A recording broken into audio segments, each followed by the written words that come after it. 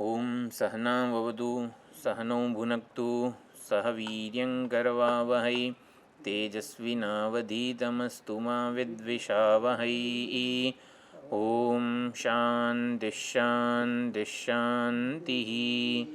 ઓમ યો બ્રહ્માણં વિદધાતિ પૂર્વં યો વૈ વેદાંશ્ચ પ્રહિણોતિ તસ્મૈ તમ્હદેવમાત્મબુદ્ધિપ્રકાશಂ મુમુક્ષુર્વૈ શરણમહં પ્રપદ્યે.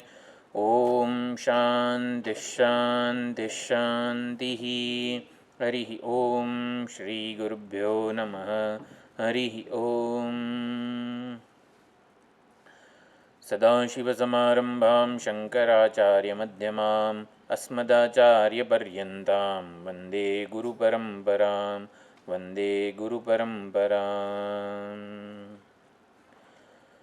ઓમ તપઃ પ્રભાવાદ્દેવ પ્રસાદાચ્ચ બ્રહ્મ શ્વેતાશ્વતરોધ વિદ્વાન અત્યાશ્રમિભ્યઃ પરમં પવિત્રં પ્રોવાચ સમ્યગ્ ઋષિસંગજુષ્ટં. યસ્ય દેવે પરા ભક્તિઃ યથા દેવે તથા ગુરौ તસ્યૈતે કથિતા હ્યર્થાઃ પ્રકાશન્તે મહાત્મનઃ. શ્વેતાશ્વતરતે સ્વસ્તિ વેદશાખા પ્રવર્તિને બ્રહ્મજ્ઞાનં સ્વશાખોત્થં ભિક્ષાં યચ્છાદ્યનો મુને. નિત્યાનંદં નિરાધારં નિખિલાધારમવ્યયં નિગમાદ્યગतं નિત્યં નીલકંઠં નમામ્યહં. શ્વેતાશ્વતરમંત્રાણાં બ્રહ્માર્થોપનિષદ્ગિરાં પુણ્યકૃત્પુણ્યતીर्थानां ષડધ્યાયવિરાજિતાम् અવચ્છેદત્રયાતીતનિર્મલज्ञानमूर्तये मनोगिरां विदूराय दक्षिणामूर्तये नमः. निगमान्तप्रदीपाय निस्सङ्गसुखसंविदे संसारतापनोदाय विद्याश्रीपतये नमः. प्रत्यस्ताखिलभेदाय जगद्विभ्रमसाक्षिणे ज्ञानोत्तममुनीन्द्राय नमः प्रत्यक्सुखात्मने.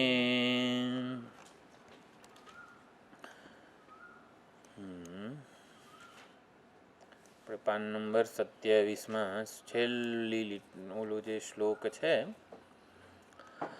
આપણે યાજ્ઞવલ્ક્ય સ્મૃતિ એમાં યતિધર્મ વગેરે જે છે એના શ્લોકો જોયા છેલ્લે. જ્યારે જન્માંતર સહસ્ર અનેક જન્મોના નિષ્કામ પુણ્યકર્મો ભેગા થાય ત્યારે ગોવિંદ અભિમુખી મતિ પરમાત્મા તરફ અભિમુખ થાય એવી મતિ એવી બુદ્ધિ એવી આપણી વાસના વગેરે જન્મે છે.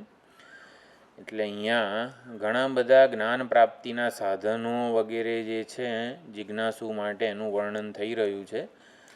હવે અંતઃકરણ શુદ્ધિના ઓલા અત્યાર સુધી આ યાજ્ઞવલ્ક્ય યતિધર્મમાં જે જોયું એ જ્ઞાન પ્રાપ્તિના સાધનોનું નિરૂપણ હતું. હવે જે છે એ અંતઃકરણ શુદ્ધિના સાધનોનું નિરૂપણ થઈ રહ્યું છે. બરાબર.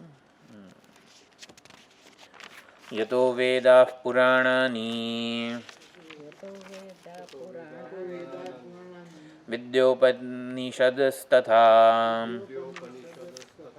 શ્લોકાઃ સૂત્રાણિ ભાષ્યાણિ યચ્ચ અન્યદ્વાङ्મયં ક્વચિત. યતઃ વેદાઃ પુરાણ આ બધી વસ્તુઓ જે છે 4 શ્લોકો છે. હવે ચિત્તશુદ્ધિના સાધનો જ્ઞાનના સાધનોનું નિરૂપણ થયું. હવે આ એટલે જ્ઞાનનું સાધન છે ચિત્તશુદ્ધિ. ચિત્તશુદ્ધિના સાધનો છે આ બધા.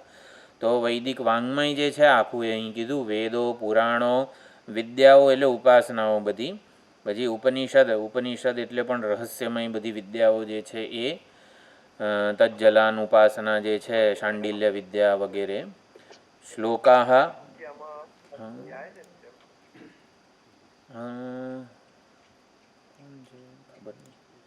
ઓકે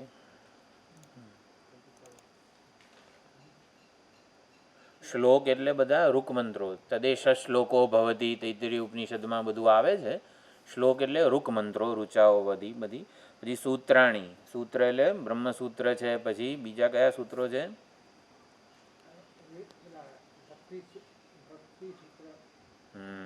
દરેકે દરેક શાસ્ત્ર છે ને એમાં સૂત્રો હોય જ. વેદાંતમાં બ્રહ્મસૂત્ર છે, કર્મકાંડમાં એને કયા સૂત્રો કહેવાય? જૈમિનીએ શું રચ્યું?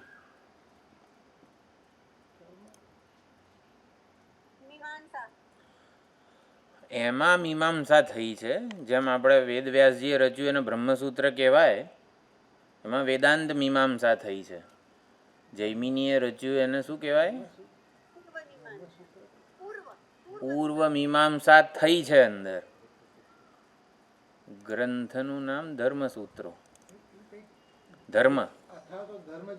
ધર્મસૂત્ર અથવા તો બ્રહ્મ જિજ્ઞાસા બ્રહ્મસૂત્ર અથવા તો ધર્મ જિજ્ઞાસા. ધર્મ એટલે વૈદિક જે પુણ્યકર્મ છે એનો અર્થ ત્યાં ધર્મ થયેલો છે.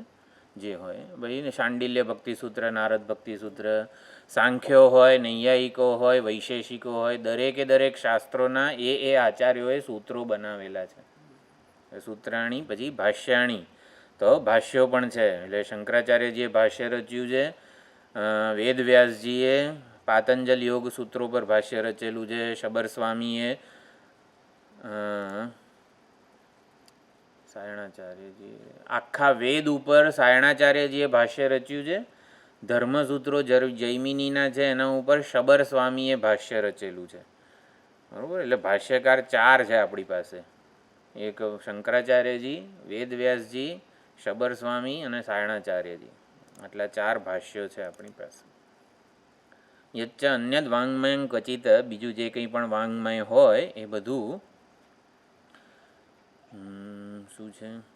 વેદાનુવચનમ યજ્ઞ, બ્રહ્મચર્યમ તપોદમ, શ્રદ્ધોપવાસ સ્વાતંત્ર્યમ, આત્મનો જ્ઞાનહેતવ. બરાબર. પહેલાં જે યાજ્ઞવલ્ક્ય વગેરે સ્મૃતિ હતી એમાં ચિત્તશુદ્ધિના સાધનોનું નિરૂપણ થયું. અહીંયા જ્ઞાનના સાધનો. તો વેદાનું વચન યજ્ઞ, આ ઉપરની આપણે જે વાંચ્યા ને વાંગ્મય, એ શ્લોક ચાલુ જ છે. પછી કહે છે વેદાનું વચન. વેદાનું વચન એટલે આપણે ટૂંકમાં આપણા માટે શું વેદાનું, વેદ અને અનુવચન. અનુવચન એટલે દોહરાવીને બોલવું. તો આપણે 11 ઉપનિષદોનો પાઠ કરતા હોઈએ એ આપણા માટે વેદાનું વચન છે. તમે તમ વેદાનું વચેન યજ્ઞેન દાનેન તપસા નાશકેન વગેરે જે કીધું છે. પછી યજ્ઞ બુદ્ધિથી, આ યજ્ઞ તો કરતા નથી નવચડની બધું રોજ. તો યજ્ઞ બુદ્ધિથી આપણે કર્તવ્ય કર્મ કરીએ એને યજ્ઞ કીધું છે. પછી બ્રહ્મચર્ય એટલે શબ્દ બ્રહ્મ અને પરમબ્રહ્મનું વ્રત ધારણ કરીને આપણે એને વફાદાર રહીએ. શબ્દ બ્રહ્મનું પણ એટલે રોજ વેદાધ્યયન વગેરે આપણી શાખાનું ટૂંકમાં આ જે ઉપનિષદ ભણતા હોઈએ એ આપણે રોજ ઘરે ખોલીએ, ચોપડી અહીં નહીં રાખવાની. હા, એને બ્રહ્મચર્ય કહેવાય. તો એ પ્રમાણે પરમ બ્રહ્મ અને શબ્દ બ્રહ્મના અધ્યયનનું વ્રત ધારણ કરવું એને બ્રહ્મચર્ય કહેવાય. તપ એટલે મનની એકાગ્રતા, અને મહાભારતમાં તપ કીધું છે. પણ આપણા માટે તપ શું છે ભાઈ? શ્રવણ વખતે પૂરેપૂરું ધ્યાન આપણે રાખીએ અને વિવક્ષા વગેરે સમજીએ. અને દમઃ એટલે ઇન્દ્રિય સંયમ, એટલે પૂરેપૂરું આપણું એકાગ્રતા, ઇન્દ્રિયોથી માંડીને બધું સજાગ વગેરે હોય.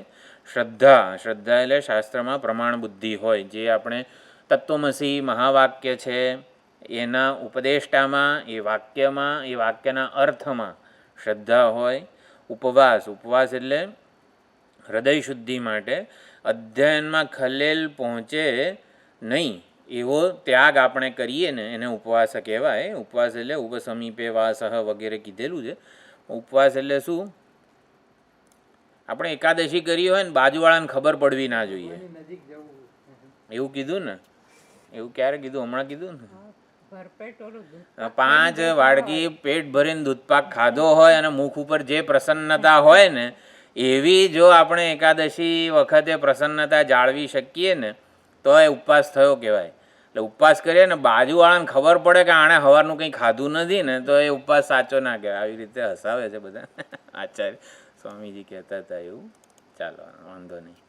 એટલે ટૂંકમાં આપણે જે સાધના કરીએ ને એનો અવાજ આવો ના જોઈએ. અવાજ આવો ના જોઈએ એટલે સામેવાળાને ખબર પડવી ના જોઈએ એમ.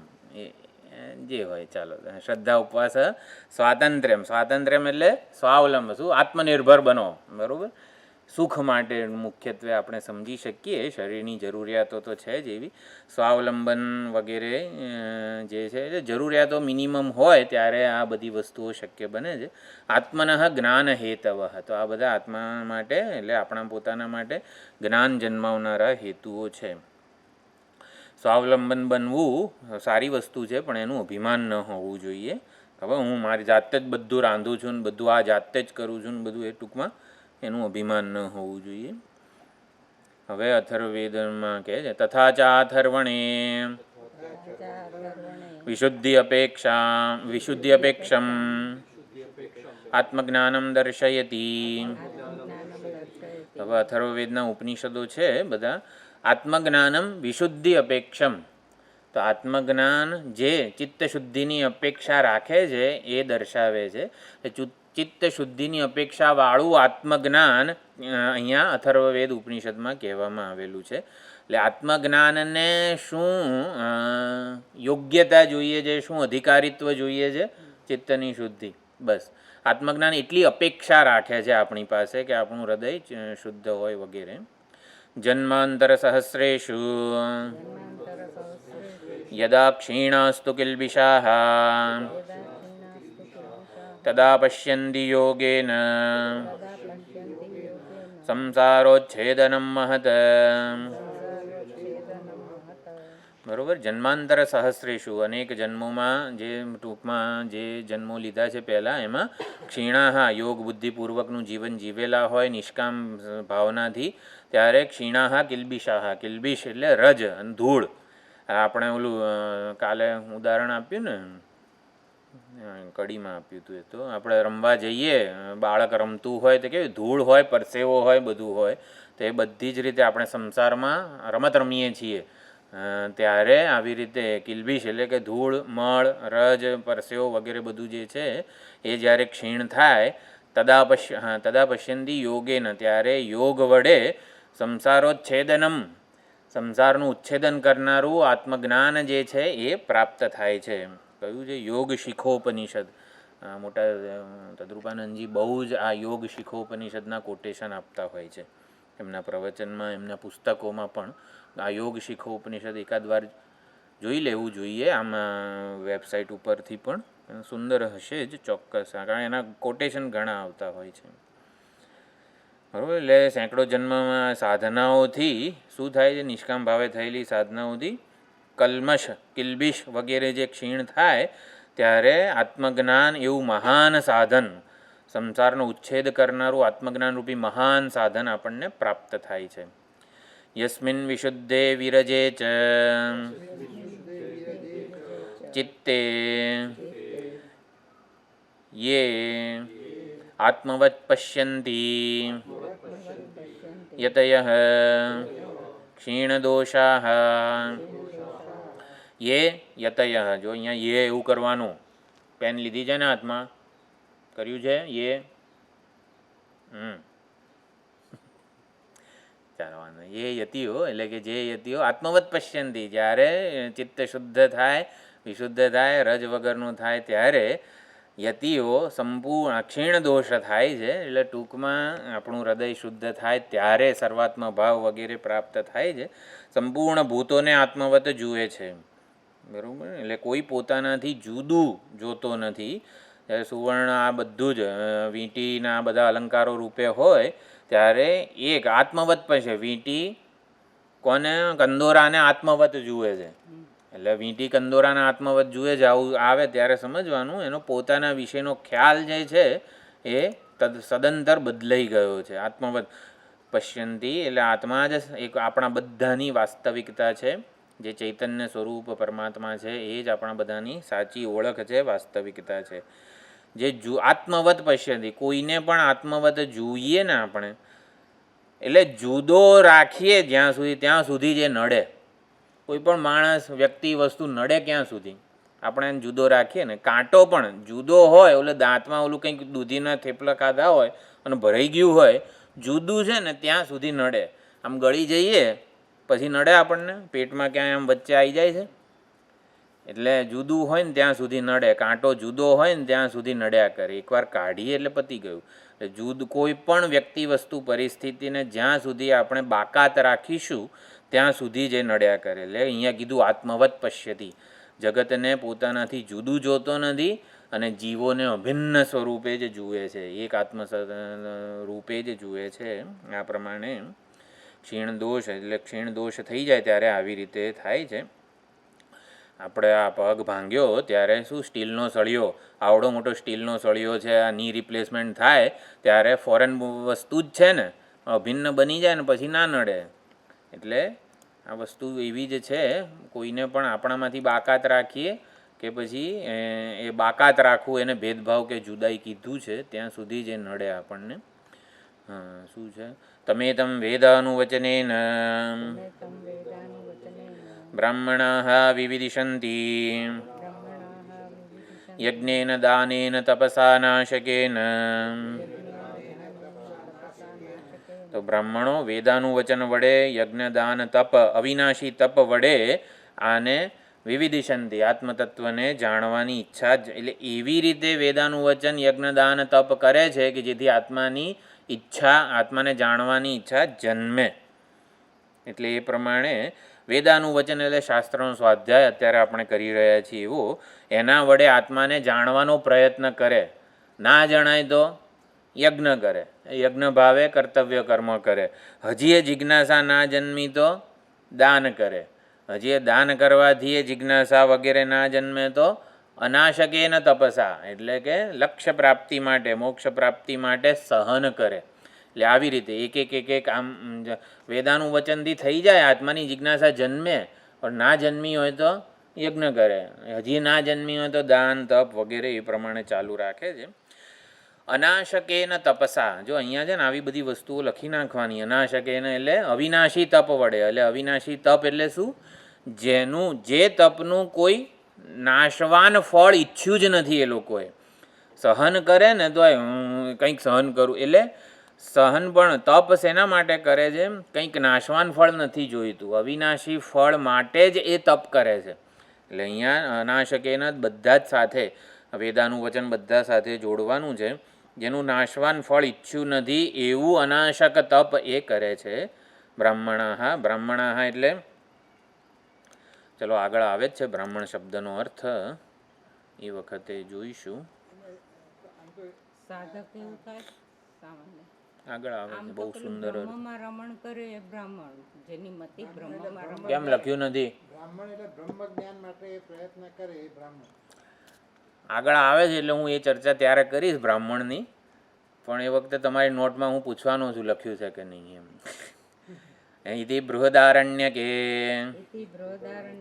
વિવિધિષા હેતુત્વમ યજ્ઞાદીનામ દર્શયતિ. આ ચર્ચા થઈને ત્યારે આપણે વિવરણ અને ભામતી બે પ્રસ્થાનો જે છે વેદાંતના, સ્કૂલ ઓફ થોટ્સ, એટલે બે સ્કૂલ છે આપણી વેદાંતની થોટ, એટલે એ પ્રમાણે વિચારસરણી અનુસરનારા, એની પણ ચર્ચા કરી હતી. આપણા માટે વિવરણ પ્રમેય આપણો મત છે, સિદ્ધાંત છે. વિવરણાચાર્ય કોને કહેવાય? સ્વયં પ્રકાશ સંક્ષેપ શારીરક નામનો એક ગ્રંથ છે, એના જે રચયિતા છે સર્વજ્ઞાત્મ મુનિ. આપણે એ વિવરણના ઓલા પ્રથમ હરોળના આચાર્ય કહેવાય. આપણે એ મતને અનુસરી રહ્યા છીએ.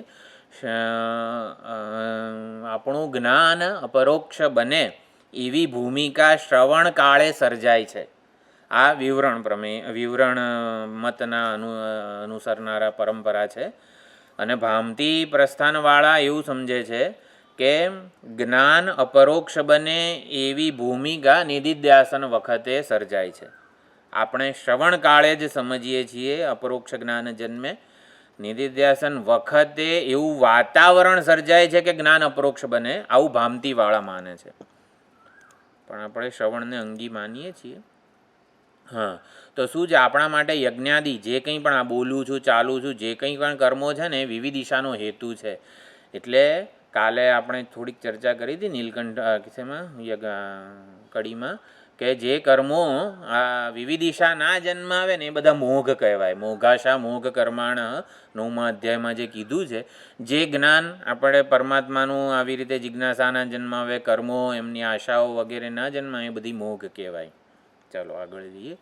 નનું હવે પૂર્વ પક્ષી આવે છે એવું કહે છે કે કર્મથી પણ મોક્ષ તો મળે ને, એટલે એ બધું હવે જ્ઞાન કર્મ સમુચ્ચય વગેરે જે છે એ હવે અહીંયા કહે છે. એટલે પૂર્વ પક્ષીની ભૂમિકા અત્યારે કેવી છે કે મોક્ષ તો જોઈએ છે પણ કેવું સંસાર છોડવો નથી. આ જ્ઞાન કર્મ સમુચ્ચયવાદી કેવું છે, મોક્ષ એટલે શું, પોતાની અજ્ઞાન કલ્પિત ઓળખ છે એને છોડવી પડે તો તમને આવી રીતે ઉપાધિ કલ્પિત ઓળખ જે છે એમાં સલામતી દેખાય છે જ્ઞાન કર્મ સમુચ્ચયવાદીને. માટે એ ઓળખ છોડવી નથી અને મોક્ષ પ્રાપ્ત કરવો છે. એટલે પોતાનું એક વિશેષ વ્યક્તિત્વ છે એ ટકાવી રાખવા, એને સલામતી હજી એમાં જણાય છે. એટલે આઈ વોન્ટ હેલિકોપ્ટર એન્ડ મોક્ષ ટુ, એટલે મોક્ષ પણ જોઈએ છે એમ, એ પ્રકારની જે માનસિકતા છે એ અહીંયા પૂર્વ પક્ષીની છે. એટલે વૈરાગ્ય પૂરેપૂરો નથી, જગતમાં મજા તો લાડુ ખાય તો મજા તો આવે જ ને. એટલે એમ એ પ્રમાણે સંસારમાં સુખબુદ્ધિ ભોગ્ય બુદ્ધિ છે, સંસાર છોડવા જેવો તો નથી જ. કર્મના ફળ રૂપે સુખ તો મળે જ છે ને, ઘર વ્યવહાર સ્વજનો બધું સાચવવું તો પડે ને. એટલે સંસારને નિસ્સાર જે સમજવા તૈયાર નથી એ અહીંયા નનું કરીને પૂછે છે. નનું વિદ્યામ ચા વિદ્યામ ચ યસ્તદ્વેદો ભયમ સહ. બરોબર, ઉષાવાસ્ય ઉપનિષદનો બહુ પ્રસિદ્ધ વિદ્યા અને અવિદ્યા. વિદ્યા એટલે ઉપાસના અને અવિદ્યા એટલે કર્મ એવો અર્થ કરેલો છે. બંનેને સાથે સહસમુચ્ચય એટલે વિદ્યાનો આપણે અર્થ ઉપાસના કરેલો છે પણ એ પૂર્વ પક્ષી તો જ્ઞાન જ કરે છે. ઉભયમ એટલે કે જ્ઞાન અને કર્મનો સમુચ્ચય ઈશાવાસ્યમાં કીધો જ છે ને. એટલે અહીંયા જો ભાષ્યમાં અહીં બાજુમાં લખ્યું છે કર્મણામ અપી અમૃતત્વ હેતુત્વમ, એટલે કર્મો પણ અમરતા કે મોક્ષ અપાવશે એવું પૂર્વ પક્ષી કહે છે. એટલે જ્ઞાન પ્રાપ્ત કરો ને સાથે સાથે કર્મોય કરતા રહો. તપો વિદ્યા ચ વિપ્રસ્ય નૈશ્રેયસકરમ પરમ ઇત્યાદિના કર્મણામપી અમૃતત્વ પ્રાપ્તિ હેતુત્વમ અવગમ્યતે. બરોબર, વિપ્રસ્ય બ્રાહ્મણસ્ય, જે વિપ્ર છે બ્રાહ્મણ છે એનું તપો અને વિદ્યા નૈશ્રેયસ કર્મ પરમ, એટલે વિદ્યા અને તપ. તપ એટલે આવી રીતે કંઈક કર્મ કરીએ વગેરે એ બંને નિશ્રેયસ કરનારું છે, પરમ નિશ્રેયસ કરનારું છે. કર્મણામપી અમૃત, કર્મથી મોક્ષ મળે આવું બધું જે આ વેદોમાં કીધું છે તમે જુઓ તો સિદ્ધાંતિ કહે છે તચ્ચ તદપેક્ષિત શુદ્ધિદ્વારેણ ન સાક્ષાત, એટલે કર્મો ચિત્ત શુદ્ધિ દ્વારા અવિનાશી કે અમરતાનો હેતુ છે, સાક્ષાત નથી. એ રીતે હવે સમજાવે છે. સત્યમ અવગમ્યદેવ તત અપેક્ષિત શુદ્ધિદ્વારેણ ન ચ સાક્ષાત. જો અહીંયા તત અપેક્ષિત જે છે ને, તતનો શું અર્થ થાય?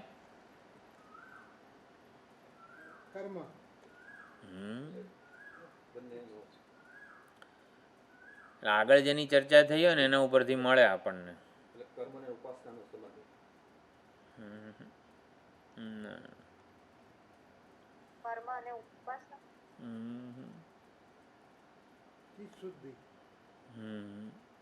તત તદ અપેક્ષિત જે લખેલું છે એમાં તતનો શું અર્થ થાય?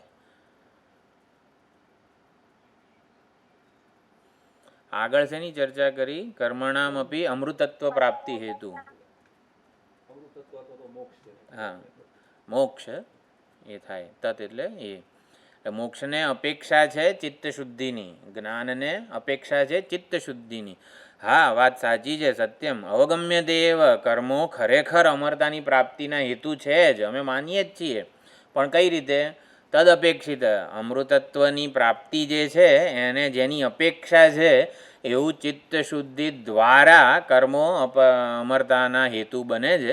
ન ચ સાક્ષાત એટલે કર્મ કરતા રહીએ ને બાપુ થઈ જાય અમરતા એવું નથી. બરાબર. તથા હિ વિદ્યામ ચ વિદ્યામ ચ તપઃ વિદ્યા ચ વિપ્રસ્ય નૈશ્રેયસકરમ પરમ ઇત્યાદિના જ્ઞાનકર્મણોઃ નિશ્રેયસ હેતુત્વમ અભિધાય. બરાબર. અહીંયા શું કીધું? તપઃ એટલે એના તપથી આપણે કર્મો સમજવાના છે. વિદ્યા એટલે જ્ઞાન. આ બંને વિપ્રસ્ય એટલે બ્રાહ્મણ છે બ્રહ્મ જિજ્ઞાસુના નિશ્રેયસકરમ પરમ પરમ અંતિમ કલ્યાણ કરનારા છે. તપ એટલે કર્મો અને વિદ્યા એટલે જ્ઞાન. જ્ઞાન અને કર્મો બંને બ્રહ્મ જિજ્ઞાસુના માટે નિશ્રેયસ પરમ નિશ્રેય અંતિમ કલ્યાણ સાધનારું છે. આ વાક્યનો અર્થ શું થાય ને એ સમજાવે છે. એટલે ઇત્યાદિના જ્ઞાન કર્મણો નિશ્રેયસ હેતુત્વમ અભિધાય. જ્ઞાન અને કર્મ બંને અંતિમ કલ્યાણના હેતુ છે, સાધન છે. આવું જ્યારે કહીએ ત્યારે કથમ અનયોઃ તદ્હેતુત્વમ અભિધાય. બરોબર. ઇતિ આકાંક્ષાયામ તપસા કલ્મષમ હન્તિ વિદ્યયા અમૃતમશ્નુતે અવિદ્યયા મૃત્યુમ તીર્ત્વા વિદ્યયા અમૃતમશ્નુતે ઇતિ વાક્યશેષેણ કર્મણઃ કલ્મષક્ષયહેતુત્વમ વિદ્યાયાઃ અમૃત પ્રાપ્તિહેતુત્વમ પ્રદર્શિતમ. જો બહુ સુંદર રીતે અહીંયા સમજાયું છે. ઇત્યાદિના જ્ઞાન અને કર્મ બંનેથી કલ્યાણ તો થાય જ છે, તો પછી બંને ચાલુ રાખો ને. ના ના. કથમ અનયોઃ તદ હેતુત્વમ. કથમ અનયોઃ એટલે જ્ઞાન કર્મણોઃ, જ્ઞાન અને કર્મનું તદ હેતુત્વમ. એમાં તત્નો શું અર્થ થાય? જો આ ખાલી ભણતા આવી રીતે ભાષ્યને આપણે સમજતા તાદાત્મ્ય થાય એટલે પૂછું છું. અહીંયા તદ હેતુત્વમ જે લખ્યું છે એમાં તત્નો શું અર્થ થાય?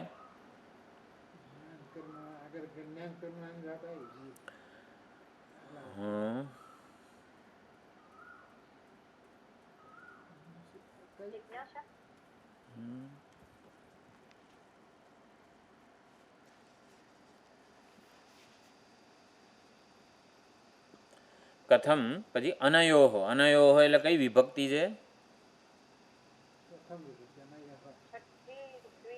બરોબર. છઠ્ઠી દ્વિવચન.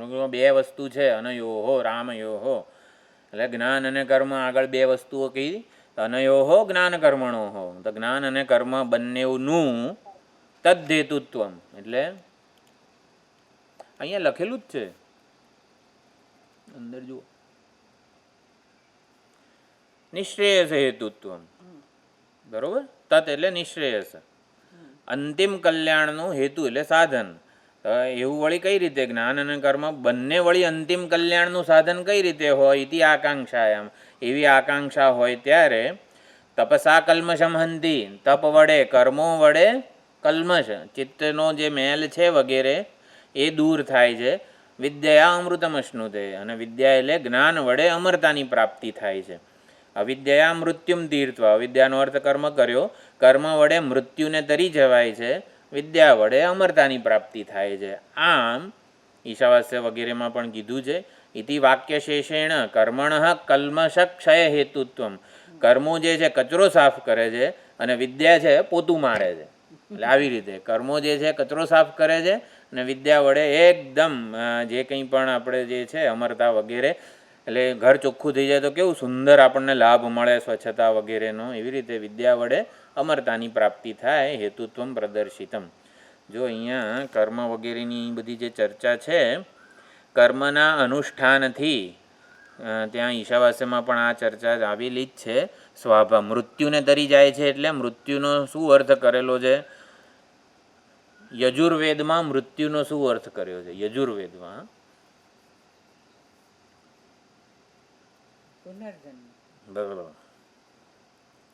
યજુર્વેદ એટલે શું? આપણે કેટલા શુક્લ યજુર્વેદમાં સ્પેસિફિકલી એટલે શુક્લ યજુર્વેદના કયા ઉપનિષદ છે?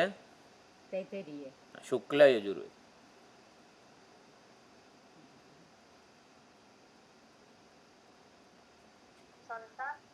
શુક્લ યજુર્વેદના કયા ઉપનિષદો ભણીએ છીએ આપણે?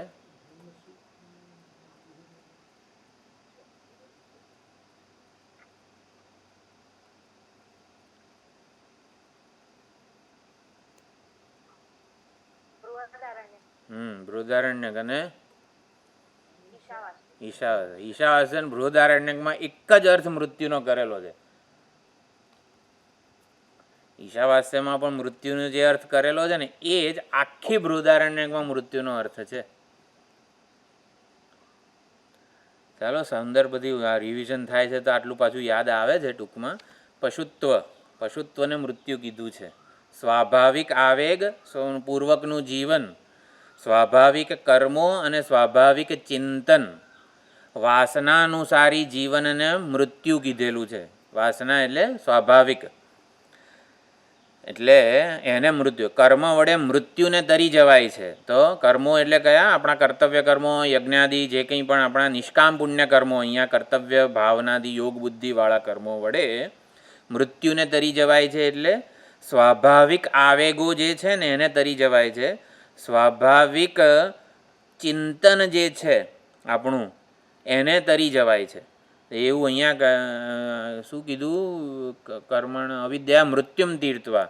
મૃત્યુનો આ જ અર્થ કરેલો છે. શેમાં આવ્યું? અશ્વલ બ્રાહ્મણમાં. અશ્વલે મુક્તિ અને અતિમુક્તિ વગેરે કીધી છે. કોને? આ જ બધું છે એમાં.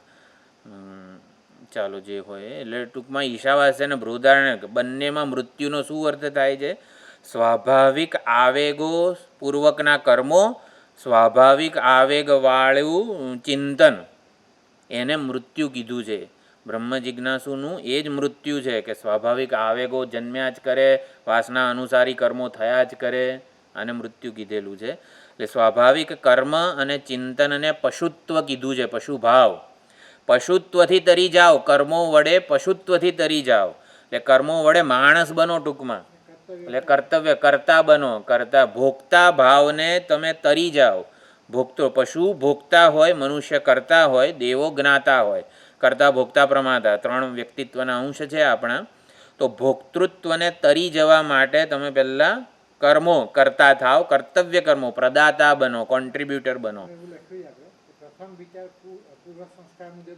હા જોઈએ. એટલે હા ના આપવો જોઈએ, ના કરવું જોઈએ. ઉપાધિને પૂર્ણ બનાવવા, સુખી કે ઉત્કૃષ્ટ બનાવવાની મને જરૂરિયાત નથી. સંસારમાં ભોગ બુદ્ધિ નથી, તેના માટે કર્મની આવશ્યકતા નથી. વિધિવત સંન્યાસ ત્યાગ કરવા.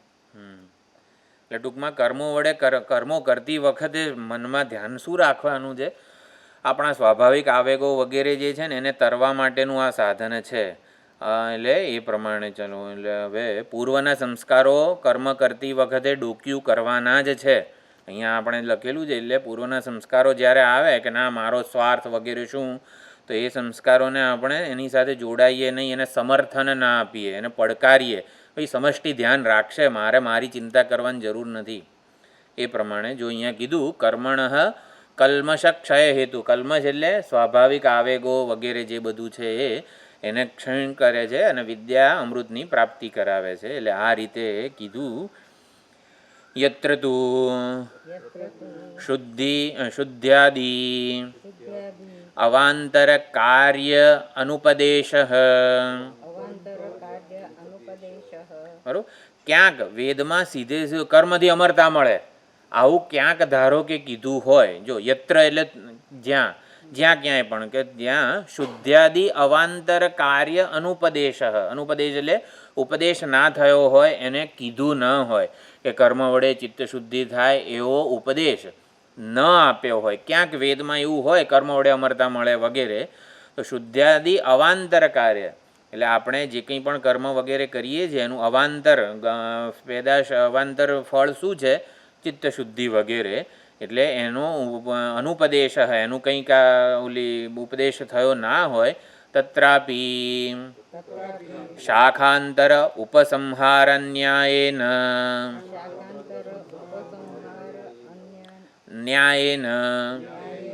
ઉપસંહારઃ કર્તવ્યઃ. હવે શાખોપસંહાર ન્યાય એટલે શાખોપસંહાર આપણે એવું સમજવાનું, બીજી શાખામાં કંઈક વધારે વિગતો આપી હોય ને તો એનો અહીંયા એને સમાવી લેવાનું. એ કીધું શ્રાવણ મહિનામાં રોજ રુદ્રાભિષેક કરવો, આવું એક જગ્યાએ કીધું હોય એટલે આપણે રુદ્રાભિષેક બાપુ ઓમ નમસ્તે રુદ્રમન્યવા. પછી બીજે ક્યાંક કીધું હોય ને કે શિવજીનું ધ્યાન પહેલાં ધરવાનું પછી રુદ્રાભિષેક કરવાનું વગેરે, નહીં બીજી જગ્યાએ એવું કીધું હોય શિવજીનું ધ્યાન ધરીને પૂજા કરવી. એ ત્રીજી જગ્યાએ એવું કીધું હોય તમે લઘુન્યાસ કરવાનો, પ્રજનને બ્રહ્મ તિષ્ઠતું પાદયોર વિષ્ણુ તિષ્ઠતું, પછી ન્યાસ કરીને પૂજા કરવી. તો આને શાખોપસંહાર ન્યાય કહેવાય. આપણે બધું ભેગું કરી લેવાનું. એક જગ્યાએ જે કીધું નથી, એક જગ્યાએ બધી વસ્તુઓ ના કીધી હોય તો આવી રુદ્રાભિષેકને લગતું જે કંઈ પણ હોય ને તે બધી શાખાનો ઉપસંહાર કરી નાખવાનો. આને શાખોપસંહાર ન્યાય કહેવાય. તો એવી રીતે એક જગ્યાએ ધારો કે કીધું હોય કર્મ વડે અમરતા વગેરે, તો કર્મ વડે ચિત્ત શુદ્ધિ વગેરેની જે ચર્ચા જ્યાં થઈ હોય એ બધી ચર્ચાઓને ગણી લેવાની. એ પ્રમાણે આને શાખોપસંહાર ન્યાય કહેવાય. બરાબર. નનું હવે પૂર્વ પક્ષી પાછો આવે છે. એ કહે છે કર્મના વખાણ કરો છો આટલા બધા અને પછી જ્ઞાનની કંઈ મહાન વાત કંઈ એવી કરી ના હોય તો કર્મથી જ મોક્ષ મળે ને એવું કહેવાય ને. એટલે જે ઉપનિષદમાં કર્મની બહુ સ્તુતિ થઈ હોય એટલે સ્તુતિ થઈ હોય ને એટલે એ જ ફળ છે એમ. પછી જ્ઞાનની કંઈ બહુ મહાન વાત ના થઈ હોય, જેમ કે ઈશાવાસ્યમાં જ્ઞાન અને કર્મ અને ઉપાસનાના સમુચ્ચયની વાત આવી, પછી કોઈ જ્ઞાનની વગેરેની ચર્ચા છે ખરી તત્વજ્ઞાનની? ઈશાવાસ્યના 9 જે 6 શ્લોકો છે, 6 મંત્રો 9 થી 15 કે એવા, એમાં કેવું છે કે 9 થી 14 કર્મ અને ઉપાસનાની વાત આવી, કર્મનો ઉપાસનાનો સમુચ્ચય કરવો જોઈએ. પછી કંઈ તત્વજ્ઞાનની તો વાત છે જ નહીં ને. એટલે ઈશા કહેવા શું માગે છે? ઈશાવાસ્ય ઉપનિષદ કર્મનું ઉપાસના કરો એ જ કહેવા માગે છે ને. આ પૂર્વ પક્ષી કહે છે આવું. હા, એટલે પછી એ ચર્ચા કરે છે. એટલે કર્મોની સ્તુતિ કરી હોય, કર્મના વખાણ કર્યા હોય, પછી તત્વજ્ઞાનની કશી વાત ના કરી હોય ઉપનિષદે, તો એવું જ સમજાય ને કે આ જ કહેવા માગે છે એમ. નનું કુર્વન્નેવેહ કર્માણી જીજીવિષેચ્છતમ સમાહા ઇતિ. જો હવે ઈશાવાસ્ય ઉપનિષદના બીજા મંત્રનો આવો પણ અર્થ થઈ શકે છે. બહુ સુંદર અર્થ કરેલો છે. પૂર્વ પક્ષી કહે છે કુર્વન્નેવેહ કર્માણી જીજે, ભાઈ 100 વર્ષ કર્મ કરતાં કરતાં જીવવાનું કીધેલું છે. જીવો ત્યાં સુધી તમે કર્મો કરતા જ રહો. કુર્વન એવ જીજીવિષેત, એટલે જીવવાની ઈચ્છા હોય તો કર્મો કરતાં કરતાં જીવો. જીવવાની ઈચ્છા ના હોય તો ભલે રખડી ખાઓ. જીવવાની ઈચ્છા છે તો 100 વર્ષ કર્મો કરતા રહેવાનું છે. એટલે આવી રીતે આક્ષેપતિ આક્ષેપ કરે છે. યાવત જીવ કર્માનુષ્ઠાન નિયમે સતી કથમ વિદ્યાયાઃ મોક્ષ સાધનત્વમ. હવે જીવો ત્યાં સુધી કર્મ કરતા રહેવાનું હોય તો વિદ્યાનું ક્યાંથી મોક્ષ? કર્મો જ એટલે આ બધું ક્યારે હમણાં પૂરું થયું? મેં કીધું પૂરું થઈ ગયું.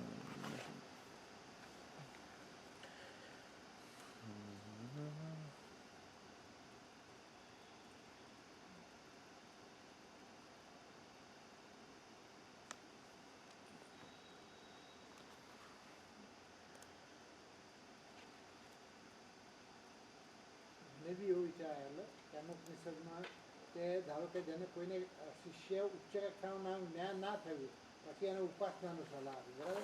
તો પછી એને ફરી ગુરુજી ક્યારે કહે? કારણ કે એ તો ગયું જ પહેલું જે પહેલો જેને ઉપદેશ આપ્યો તો હવે પુસ્તકોના રૂપમાં આવ્યો, બરાબર? પહેલાં તો મૌખિક જ હતું, તો પેલો જતો રહ્યો અને પછી એને પાછળથી કે કહ્યું તું તપસ્યા ઉપાસના કર અને અંતઃકરણ શુદ્ધિ કર, પછી એનો ઉપદેશ કઈ રીતે મળે? એટલે જે કંઈ પણ પ્રતિબંધો જે છે એ નિવૃત્ત થાય ઉપાસના વગેરેથી. એટલે શ્રવણ કરેલું ત્યારે કામ લાગે એવી રીતનું છે. હા, એટલે આપણામાં એને ઉપાસના કરવાથી જ્ઞાન લાદ્યું નથી. ઉપાસના કરવાથી નિધિધ્યાસન વગેરેથી પ્રતિબંધ હતો એ દૂર થયો. એટલે શ્રવણ કરેલું જે છે ને એણે ફળ જન્માવ્યું. ફળ તો શ્રવણનું જ મળે છે. ફળ મળે એના આડેનો જે પ્રતિબંધ છે એનાથી દૂર થાય છે કર્મો ઉપાસનાઓ વગેરેથી. શું છે જીજી વિશેષ શતમ યાવત જીવમ કથમ વિદ્યાયા મોક્ષ સાધનત્વમ. વિદ્યાની તો કંઈ વાત ના કરી હોય ઈશાવસ્ય વગેરેમાં, તો પછી ક્યાં સુધી આવું આપણે એટલે કર્માનુષ્ઠાન જે છે એ જ અમરતાની પ્રાપ્તિનો હેતુ બને ને. તો હવે સિદ્ધાંતિ સમજાવે છે આ શ્લોકને. ઉચ્યતે કર્મણિ અધિકૃતસ્ય અયમ નિયમઃ ન અનધિકૃતસ્ય અનિયોજ્યસ્ય બ્રહ્મવાદિનઃ. તો કર્મમાં જેનો અધિકાર છે ને એના માટે આ કુર્વન્ને વેહ કર્માણી વગેરે નિયમ છે. આપણે બીજો મંત્ર જે છે અજ્ઞાની માટે છે અને પહેલો મંત્ર છે જ્ઞાની માટે છે. પહેલા જ્ઞાનમાં અધિકાર છે એનો. એટલે કર્મણી અધિકૃતસ્ય અયમ નિયમ કુર્વન્ને વેહ કર્માણી જીજી વિષેદ. કર્મમાં જેનો અધિકાર છે એના માટે નિયમ બતાવવામાં આવ્યો છે. ન અનધિકૃત છે, કર્મમાં જેનો અધિકાર નથી એવા બ્રહ્મવાદિન બ્રહ્મજ્ઞાની માટે કે જે કર્મ વિધિનો નિયોજ્ય નથી એના માટે આ નિયમ નથી. કર્મો કરવા જ જોઈએ 100 વર્ષ સુધી પ્રાણ ચાલે છે ત્યાં સુધી આ નિયમ અજ્ઞાની માટે છે કે જે કર્મો કરવાનો અધિકારી છે.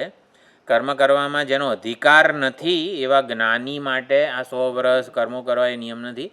આ કર્મમાં અધિકાર અને જ્ઞાનમાં અધિકાર એની બહુ જ ચર્ચા આપણે બધા લગભગ ઉપનિષદોમાં કરેલી છે. કર્મનો અધિકાર હોવો એટલે શું? વ્યક્તિત્વ, દેહાભિમાન અને કર્તૃત્વ. દેહાભિમાન હોય એટલે શું? ઉપાધિ કલ્પિત ઓળખ જાળવી રાખવાની જેને ઈચ્છા છે, સલામતી એમાં દેખાય છે. અને કર્તૃત્વ, હું કરું છું વગેરે છે, એ કર્મોનો અધિકારી છે. જ્ઞાનીનો કર્મમાં અધિકાર નથી એટલે શું? જ્ઞાનીને ઉપાધિ કલ્પિત ઓળખ ટકાવી રાખવાની કોઈ જરૂરિયાત જોતો નથી. એ ઉલટાનું એને તો મુક્ત થવું છે, મુક્ત થયો છે. કર્તૃત્વ વગેરેને ટકાવી રાખવાની કોઈ જરૂરિયાત નથી. એટલે આ પ્રમાણે એનો જ્ઞાનમાં અધિકાર છે. એટલે શું? જ્ઞાનનું એને ફળ મળે છે. અકર્તૃ આત્મ સ્વરૂપનું જ્ઞાનનું એ શ્રવણ કરે, આત્મા કાંઈ કરતો નથી આવું જ્યારે વેદમાં આવે ત્યારે એનું ફળ મળે છે. એટલે જ્ઞાનમાં એનો અધિકાર છે. એટલે આ રીતે અહીંયા કીધું કે કર્મો અજ્ઞાની માટે જ કીધા છે, કર્મનો નિયમ જ્ઞાની માટે કયો. વાયર લગાડવાનું રહી ગયો છે. બરોબર. એટલે આ પ્રમાણે અધિકાર શબ્દ આપણે બહુ વિગતવાર એ ચર્ચામાં સમજ્યા છીએ.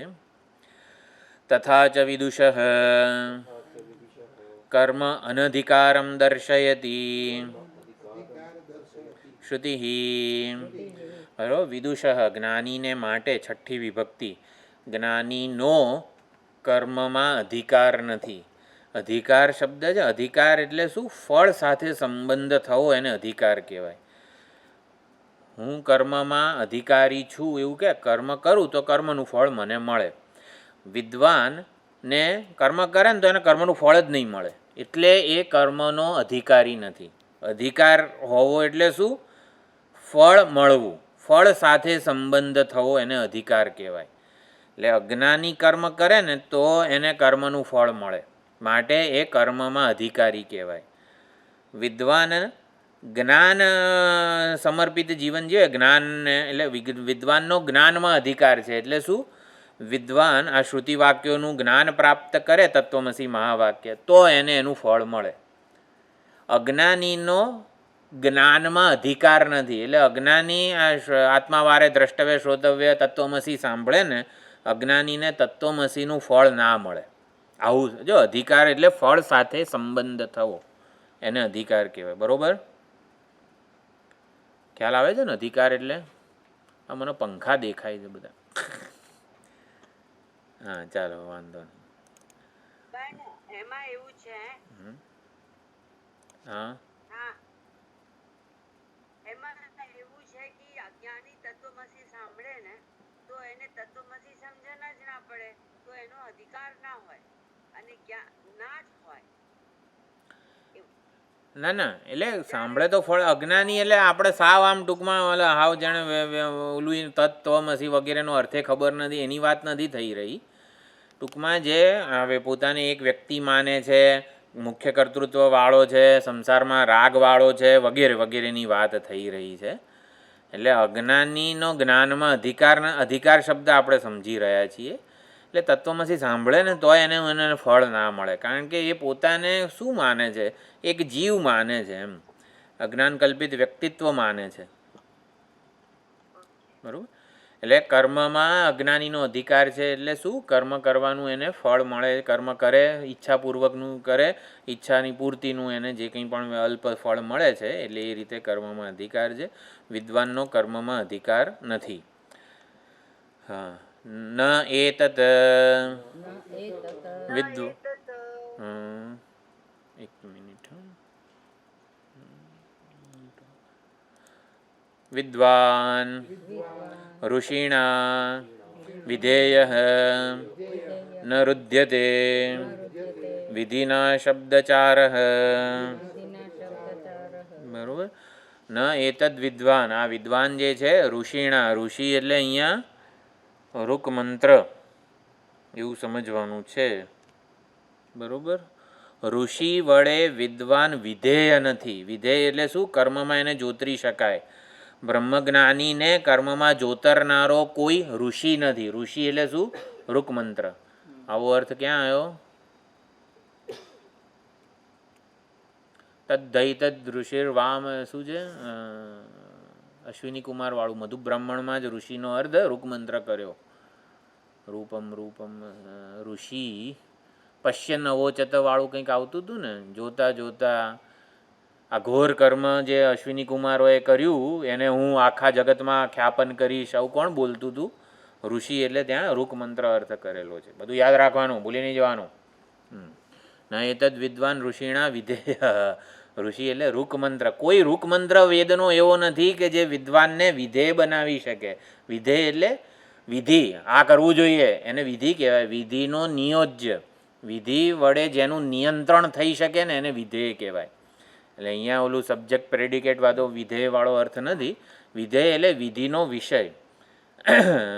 બરોબર? એટલે કોઈ ઋષિ વડે ઋકમંત્ર વડે આવી રીતે બ્રહ્મવેત્તા જે છે વિદ્વાન, એ કર્મવિધિનો વિષય બનતો નથી. ન રુદ્યતે વિધિના, કોઈ વિધિ એવી નથી કે જે એને બાંધી શકે. શબ્દચાર વગેરે, એટલે એ પ્રમાણે કર્મમાં અધિકાર માટે જ ઓલો બધો નિયમ વગેરે જે છે. પરમ દૃષ્ટવા પૂર્વ પક્ષી. ચાલો, હા. એતદ હ સ્મ વૈ તત્પૂર્વે વિદ્વાંસઃ અગ્નિહોત્રમ ન જુહવાંચક્રિરે. બરાબર? એતદ દસ્મ વૈ તત્પૂર્વે વિદ્વાંસ, એટલે એતદ દસ્મ વગેરે આ બહુ પ્રસિદ્ધિ ઓલું કરે છે વિદ્વાન. એટલે કોઈ પણ કલ્પમાં બ્રહ્મવેત્તાઓએ અગ્નિહોત્ર વગેરે નથી આચરણ કર્યું એમ. એટલે કે બ્રહ્મજ્ઞાનીએ અગ્નિહોત્ર વગેરેની અનુષ્ઠાન વગેરે જે છે નથી કર્યું. ન જુહવાંચક્રિરે, એટલે પહેલાં પણ કોઈ બ્રહ્મજ્ઞાનીએ અગ્નિહોત્ર વગેરે કર્મો નથી કર્યા, અત્યારે ક્યાંથી કરે એમ. એતમ વૈ તમાત્માનમ વિદિત્વા બ્રાહ્મણાઃ પુત્રૈષણાયાશ્ચ વિત્તૈષણાયાશ્ચ લોકૈષણાયાશ્ચ વ્યુત્થાય અથ ભિક્ષાચર્યમ ચરંતી. બરોબર? અહીંયા બીજું, હા ચાલો આટલું જોઈ લઈએ. બહુ પ્રસિદ્ધ વાક્ય છે 4:4:22. એતમ વૈ તમાત્માનમ વિદિત્વા, આ આત્માને જાણીને અપરોક્ષતયા આવી રીતે ઓળખીને બ્રાહ્મણાઃ, બ્રાહ્મણો જે છે બ્રહ્મજ્ઞાનીઓ, ત્રણેય એષણાઓથી વ્યુત્થાય, ત્રણેય એષણાઓનો સંન્યાસ લે છે. ભિક્ષાચર્યમ ચરંતી, અને ભિક્ષાનું આચરણ કરે છે. તો આ પ્રમાણે એષણાત્રય સંન્યાસની અહીંયા વાત કરેલી છે. જે એષણાત્રય સંન્યાસી છે એને કોઈ કર્મ વિધિ વગેરે નિયમ લાગુ પડતા નથી, એ નિયોજ્ય રહેતો નથી. બરાબર? એ પ્રમાણે અહીંયા કીધું. કર્મનું પ્રયોજન એને નથી. પછી એતદ્ધસ્મ વૈ તદ્વિદ્વાંસઃ આહુઃ. એતદ્ધસ્મ વૈ, આ જ પ્રસિદ્ધ છે, પ્રસિદ્ધિ છે વેદમાં, લોકમાં, કે તદ્વિદ્વાંસઃ, તે આત્મતત્વને જાણનારાઓ જે છે એ કહી રહ્યા છે, બ્રહ્મજ્ઞાનીઓ કહી રહ્યા છે. કોણ બ્રહ્મજ્ઞાનીઓ છે? ઋષયઃ કાવશેયાઃ કિમર્થં વયમ અધ્યેષ્યામહે કિમર્થા વયમ યક્ષ્યામહે સબ્રાહ્મણઃ કેન સ્યાત યેન સ્યાત તેન ઈદૃશઃ એવ ઇતિ. બરોબર. એતદ્દસ્મ તદ્વિદ્વાંસઃ, એ બધા વિદ્વાનો કોણ છે? બધા કહી રહ્યા છે. કોણ છે વિદ્વાનો? ઋષયઃ કાવશેયાઃ, કાવશેય ઋષિઓ કહી રહ્યા છે. વયમ કિમર્થમ, એટલે શેના માટે આ બધું ઉપનિષદોનું બધું વેદાનું વચન ભણવાનું? બરોબર. હવે પેટ ભરાઈ ગયું છે, શું કામ અમે રસોડામાં જઈએ અને રાંધીએ? કિમર્થમ વયમ યક્ષ્યામહે. બરોબર. શું છે? યાવાન અર્થ ઉદપાને, બધું આ કંઠ અમૃત પીધું છે. હે, બરોબર, એ જ બોલે ને. કિમર્થાહા, શેના માટે આપણે આ બધું કરીએ? કાવશેયાહ કિમર્થાહા, કાવશેય ઋષિઓ, એના માટે શું પ્રયોજન બાકી છે તો આ બધું વેદો ભણવા બેસે? શેના માટે શ્વેતાશ્વતર ભણે? બરોબર. કાવશેય ઋષિઓ એટલે કાવશેયનો કંઈ લખ્યું છે તમે લોકોએ? હું ભૂલી ગયો છું. કંઈ લખ્યું છે? સુધાબેન, હેતલબેન, હેમંતિકાબેન, આપણે ત્યારે ચર્ચા કરી હોય ત્યારે.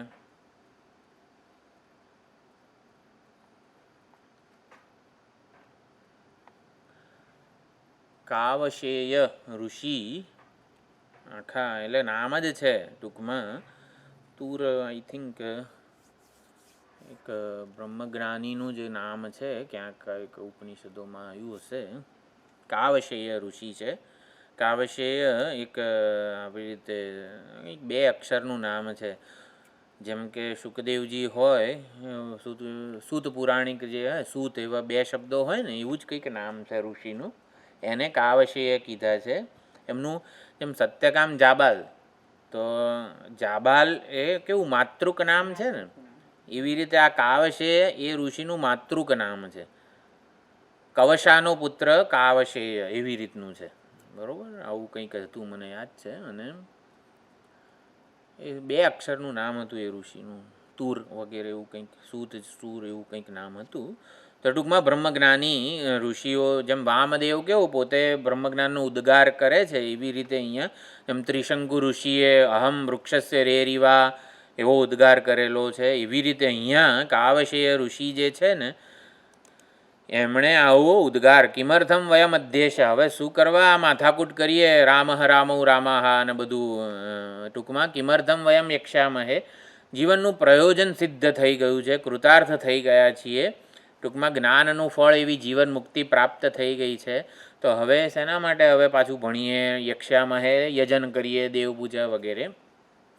સબ બ્રાહ્મણ કેન સ્યાત, હવે આ બ્રાહ્મણ, આ બ્રહ્મજ્ઞાન, બ્રાહ્મણનો અર્થ અહીં બ્રહ્મજ્ઞાની છે.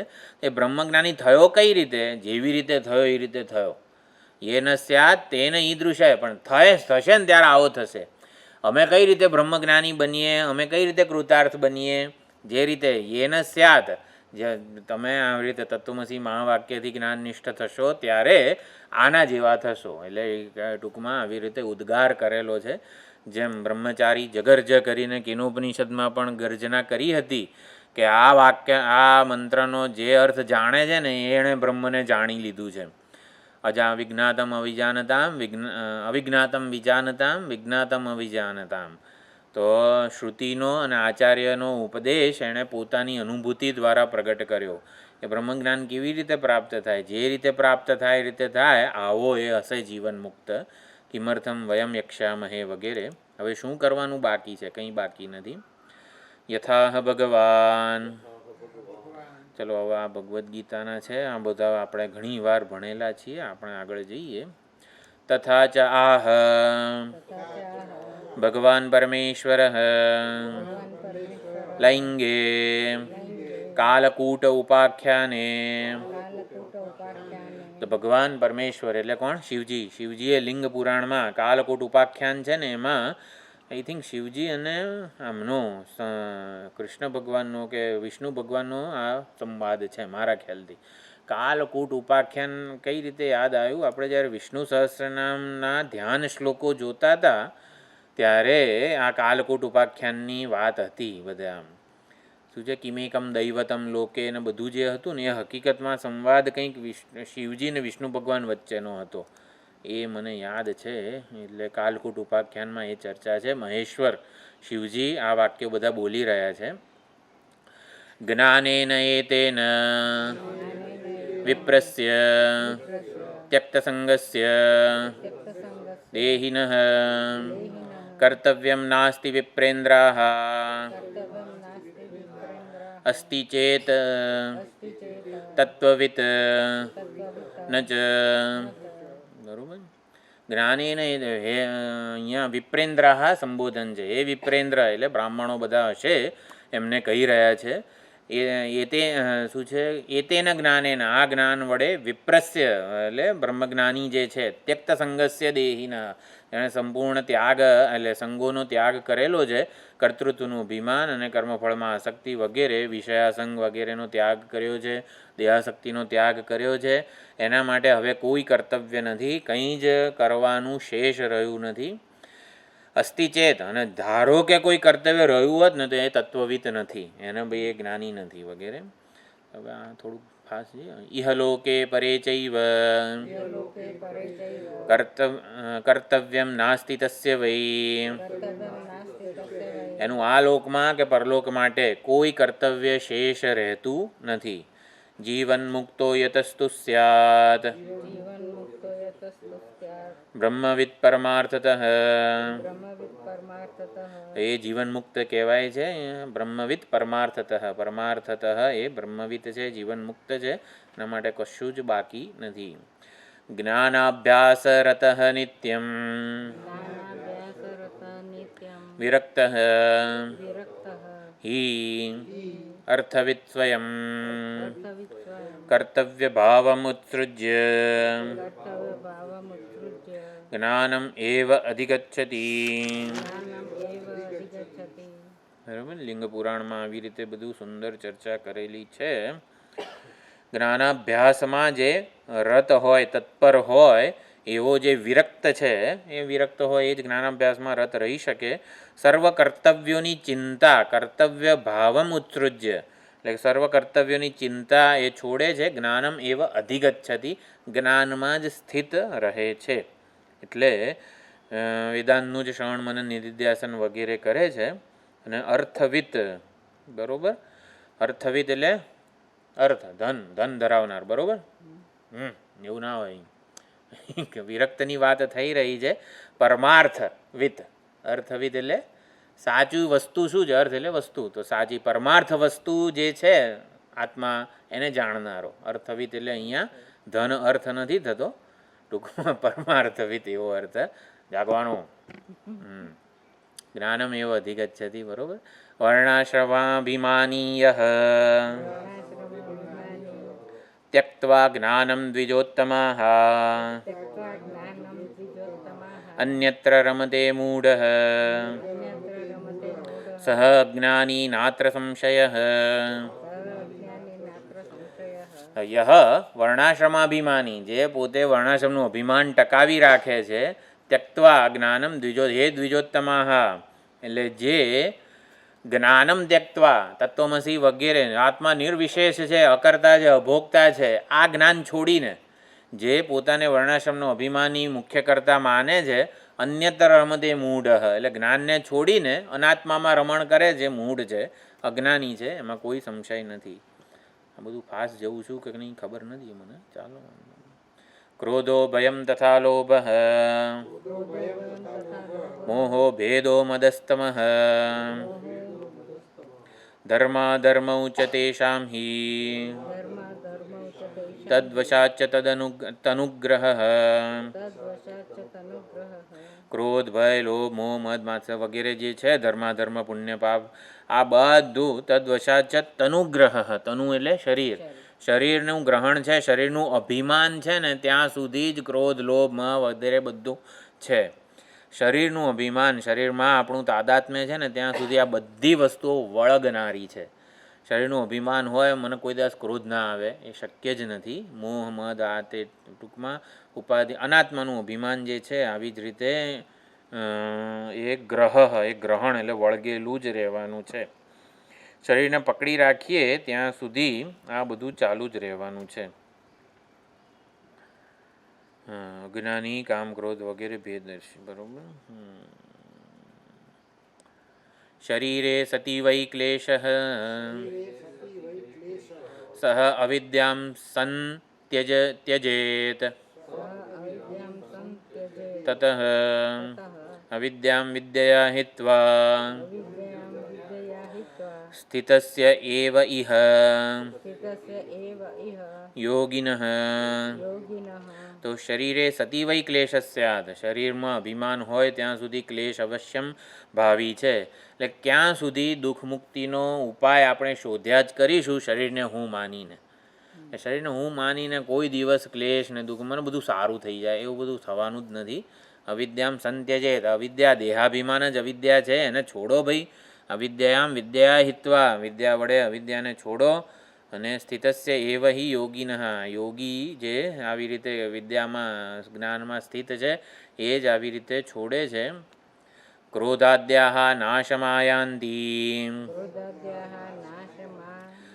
આયાન્તિ ધર્માધર્મૌ ચ નશ્યતઃ તત્ક્ષયાચ્ચ શરીરેણ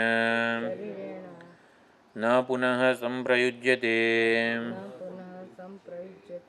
તો ક્રોધાદ્યાઃ નાશમાયાન્તિ જ્યારે વિદ્યા વડે અવિદ્યાનો નાશ થાય જ્ઞાનામૃત પીએ ત્યારે આવી રીતે ક્રોધાદ્યા વગેરે ધર્મ પુણ્ય વગેરે બધું ટૂંકમાં નાશ પામે છે તત્ક્ષયાચ અને એના નાશ થવાથી શરીરેણ ન પુનઃ સંપ્રયુજ્યતે પુનઃ શરીરમાં અભિમાન થતું નથી સંપ્રયુજ્યતે એટલે અભિમાન નથી થતું સએવ મુક્ત સંસારાત દુઃખત્રય વિવર્જિત સંસારથી મુક્ત થાય છે ત્રણેય પ્રકારના દુઃખ જે છે ને એનાથી દુઃખના જે ઉદ્ગમ સ્થાન છે એ ત્રણ છે આધ્યાત્મિક આધિભૌતિક આધિદૈવિક એનાથી એ મુક્ત થઈ જાય છે શિવ ધર્મોત્તર પુરાણ જે છે એમાં આવી જ રીતે કીધું છે આટલું જોઈ લઈએ જ્ઞાનામૃતેન તૃપ્તસ્ય કૃતકૃત્યસ્ય યોગિનઃ નૈવાસ્તિ કિંચિત કર્તવ્યમ અસ્તિ ચેત ન સ તત્વવિત બરોબર તત્વવિત જે છે એ જ્ઞાનરૂપી અમૃત પીને કૃતકૃત્ય થયો છે અમૃત પીને કૃતકૃત્ય થવાય તો જ્ઞાનરૂપી અમૃત એટલે સવારે એટલે આવી રીતે હું નું જે અવિનાશી આત્મ સ્વરૂપ છે એનું વારંવાર શ્રવણ મનન નિધિધ્યાસનમાં તત્પર રહે એટલે શું જ્ઞાનામૃતથી તૃપ્ત થાય અને પછી પોતે કૃતકૃત્યતાનો અનુભવ કરે છે એના માટે હવે બીજું કશું એટલે ટૂંકમાં આત્મતત્વ વેદાંતના વિચારો ઘોળીને જેણે પીધા છે એ પોતે તૃપ્ત થયેલો છે કૃતકૃત્ય થયેલો છે એના માટે હવે કશું શેષ કર્તવ્ય રહેતું નથી અસ્તિ ચેત અને ધારો કે રહેતું હોય તો એ કંઈ તત્વજ્ઞાની નથી ચાલો આટલું જોઈ લઈએ એક શ્લોક લોકદ્વયેપી કર્તવ્યમ કિંચિદસ્ય ન વિદ્યતે ઇહૈવ સ વિમુક્ત સ્યાત સંપૂર્ણ સમદર્શન